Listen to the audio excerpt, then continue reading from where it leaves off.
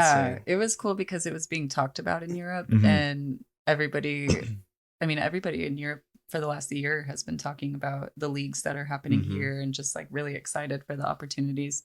But it's interesting because like in Europe, volleyball is like the third biggest sport next to football and or soccer and basketball. And so like you play in front of like sold out crowds a lot. Like my home gym is sold out like almost every match. It's so cool. And like it's just really important there. And so it's cool to play in an environment where volleyball is like really appreciated.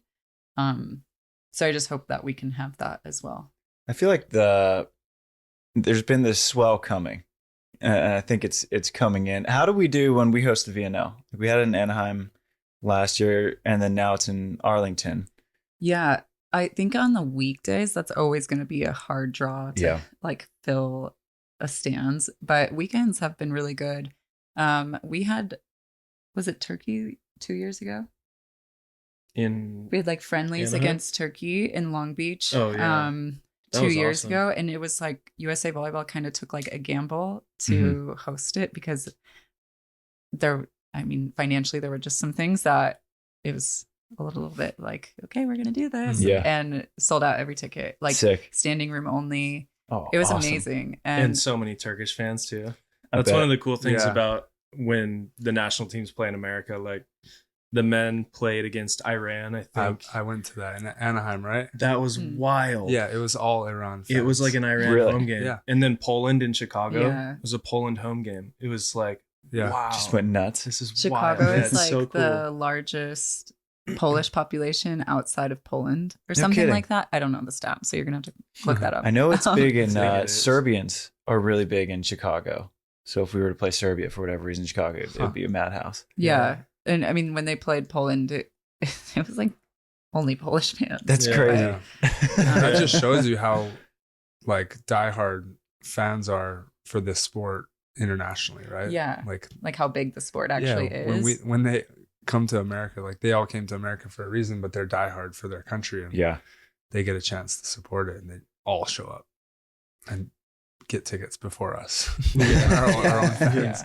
And hopefully these new leagues can build that on the American side. Yeah. What are your guys' thoughts on it being multiple leagues at once? That's the one thing that I'm like, why do we have 3? And can we just get a quick explainer of all the leagues? Because there's the Pro Volleyball Federation, whose season is about to end or just ended? It just ended. Just ended. Yeah. Then we got LOVB, which debuts in 25 this winter, January, and then Athletes Unlimited, which is like a sprint. Yeah, that's a completely different format. Okay. Yeah, Athletes like Unlimited fantasy. is 6 weeks, and you're playing individually. Like you're playing for your own stats, basically. And then each week you play on a different team, and you have like a captain who kind of like draws, or I don't actually know specifics, but like picks their team, and based on your stats, like you move up in the ranking, move down, and then at the end, like the number 1 ranked gets like, it's like human fantasy volleyball. Yeah, it is. It's basically. It's like a league built from a fantasy perspective, kind of. Okay. Yeah. Got it. In a way. And then PVF is obviously, it's like kind of normal team volleyball.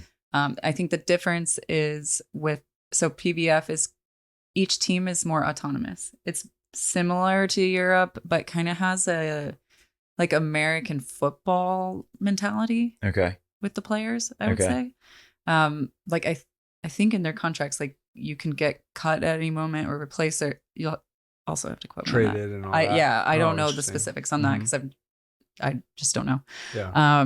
But so I'm a founding athlete for Love, and basically the model is that they buy up club teams, and so there's Love Club and then there's Love Pro, and so each like pro team is basically supported by these club teams. Okay. And it's kind of like a grassroots mentality. And so there's all these communities that are really invested in their club team. And so basically like we'll be connected to the club, and I'll be training next to all the girls in Love Atlanta, and it's at A5 in Georgia. So it's really cool because it creates this kind of circular community where you have these young girls who look up to the pro girls, and then hopefully in years to come they'll filter into that pro team. And I think it's really exciting. I hope it succeeds. I believe that it's going to succeed based on the model. But is that what the model is in Europe? I know they have feeder clubs and systems and all that kind of stuff.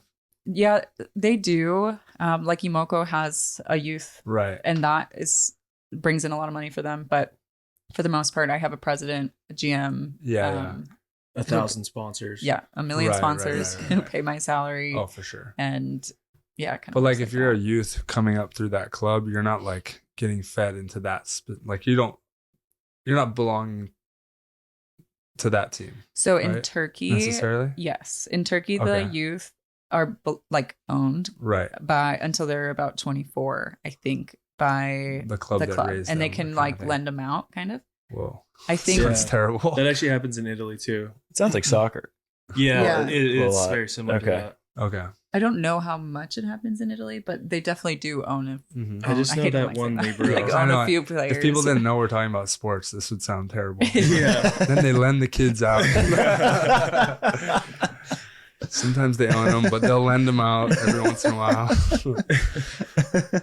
But I think it's like amazing if you're a kid growing up in the Imoko system and you're like, I want to play for that team one day. Yeah. I don't know. For sure. That's cool. That's exciting. Yeah. I think there's going to be a lot of opportunity, and Love is building the system so that they hope that the players never leave, basically. So like once they're done playing, there's a place for them to go where they can like work or help them at least find where they want to go upon retirement. And I think that's been like the model why I've believed in it, because it's about the athlete. Right. It's not just like you're here to perform for us. You're a part of our community, a part of our company, and we want to support you too. Right.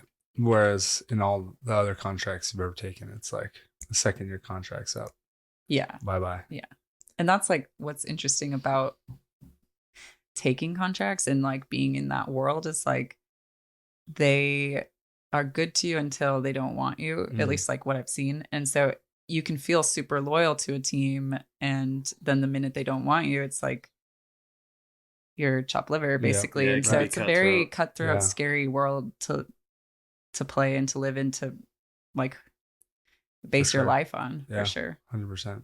And so how many so it's Love, not LOVB. I've heard it pronounced a couple different ways. Okay. Love. I think they just call it Love. I kind of like slur the B and Love. I'll take Love. I just say LOVB. I also do. League One. Or I usually say League One. Wait, why is there a B? League One Volleyball. Volleyball. Got it. LOVB. Oh, VB. Yeah. Sorry. Was that slow that I didn't get that? Because I've heard it pronounced multiple ways. Love B. And so I didn't. If you're a founding member, then you get to decide how it's pronounced. Yeah, we're gonna have to cut this because I don't pronounce it right. Yeah, that's a good point. Love. But how many? Love. It's a soft B. Love. I'm glad you're home, Brian. The world's better with Brian Cook in it. So how many different teams are there? In the first year, there's 6. So you have Atlanta, Houston, Salt Lake, Dallas, Omaha, and Madison. Okay. Not Dallas, Austin. Got it. This guy's on it. He's on it. You got this. Very early morning. And because I feel like we've seen indoor leagues tried in the U.S. and they don't generally last very long. How can we get a U.S. league to compete with Europe? Because as far as sporting countries go, I mean, the United States we're a sports mad country, but volleyball has always sort of lagged a little bit behind, and I feel like it's on its way up. But how can we get to that level of Europe where we can get a lot of the American talent like you to stay home? Well, I think the number one thing is money. Yeah. If you want the best players, you have to pay them, and that's like really difficult. But I think the number 2 thing is quality of life and like taking care of the player. And getting, like, for me, the biggest thing I want to see happen is more and more athletes to be able to become moms and have a family and then still continue their sport. Okay. And I feel like providing that opportunity is also going to like create a space for more and more athletes to come home and not feel that they have to just retire. Right. And this part of their life is over. For me, that's kind of always been like my dream, is to like be able to do both. But just never had the moment to stop because of our schedules. Right. But I think when they initially contacted me to just like hear them out, I was like, no, because I've heard it all before. And I was like, it won't happen. Also, I love my life in Europe. Like, I don't want to hear it, whatever. And they were like, just hear us out. So I was like, okay, I'll take the call. And I got off the call and I like went to him and I was like, I actually think this could work. And it's because of the model, like because they are taking care of the things that they have to do and setting those up before they even launch pro. Right. So they've put in years and years. Like I've been on calls with them for 4 years and didn't become a founding athlete until 2 years ago. So it's just been in the works for a long time. Like people are hearing about it now, but they've really done everything right, like in the right order to make sure this thing lasts at least 5 years. Okay. And then we see where to go from there. Yeah. So I just feel like they're in really capable hands. Yeah. The roundup of the clubs, I mean, these clubs are so profitable. Like there's so much money in youth club volleyball and they're kind of putting them all under one umbrella, really optimizing things, making them even more profitable. And that money is being used to kind of start this pro league and have a backbone for, like she said, at least 5 years. And then, I mean, with the surge of women's sports right now, it feels like it's got to happen. Good timing. It just feels like the time. What other top players have signed with Love? I mean, a lot of the national team. Awesome. That's great.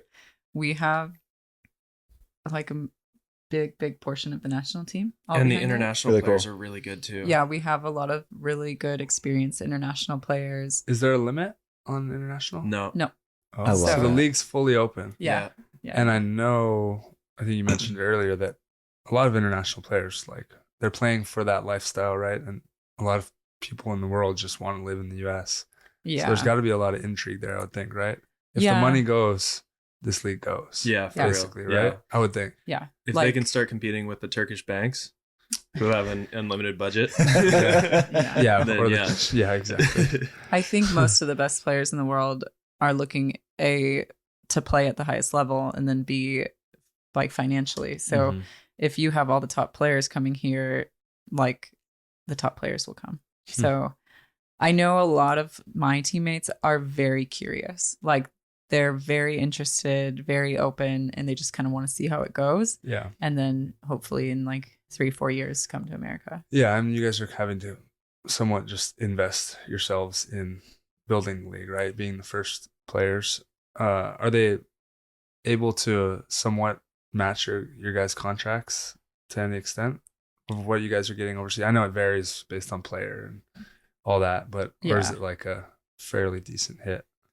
I mean, it's good. It's not the same level as overseas. Right. There is definitely a bit of, you have to meet in between kind of thing. Yeah. Got it. And then also when you play overseas, it's always you sign a contract net of taxes and you get a foreign tax credit when you come home. That's kind of the kicker. So this one will get taxed pretty heavy. So it'll matter what city you play for? Yeah, big time. So a lot of the Italians are all trying to play in Texas. Texas, right. I think depending on like level, there's matching for sure going on. Yeah. And then like at the highest, like the people at the highest level obviously have to take a cut for sure. Right. But there's other trade-offs. Like for me, the idea of starting a family and like being able to come back and play is a trade-off that's you can't put money on that. 100%. And also we're investors and the opportunity for sponsorships. Like before, you don't really, a lot of like partners and things like that don't really want you go overseas for 8 months. So they're like, what are you going to do with our product and things? So the opportunity to be home and to go to events and like run camps, whatever it may be, like there's just other opportunities that aren't like upfront. Yeah, if that makes 100%. sense. And the amount that you're going to learn building a league, being an investors in the league, playing in it, being the face of it, that's kind of priceless as well in the long run. I think that knowledge is going to take you really far because you've had that experience overseas. Like in terms of what you're going to learn, you're always going to grow and keep pushing yourself, blah, blah, blah, all that. But a completely different experience that's like probably invigorating in terms of like the new challenge and like having to grow in different ways and learn new things. Yeah. That's how I would see it, as like super valuable, and like the money, you can't put a price on that. There's a lot of opportunity For sure. And we'll be an hour and a half drive from her parents. Yeah. Which is like, that's fun. Huge instead of a, 20-hour travel day for them. Once a year, twice a year. Yeah. We'll be able to see them all the time, and it's been cool easier for my parents to come out, stuff like that. For sure. It'll be nice to be in America. Oh yeah, he's very excited. If you can't tell. Yeah, there's a lot of golf in Georgia. Yes, there is. There you go. It's been cool to be a founding athlete and help like shape the league in ways that, like maybe we never had overseas, and have that say. And so to be able to like give back to like the women in this sport, and then to create an environment that's super healthy and like exciting for younger women in the sport that are going to grow up and hopefully like enter into the league. I feel like that's what I'm most proud of, for sure.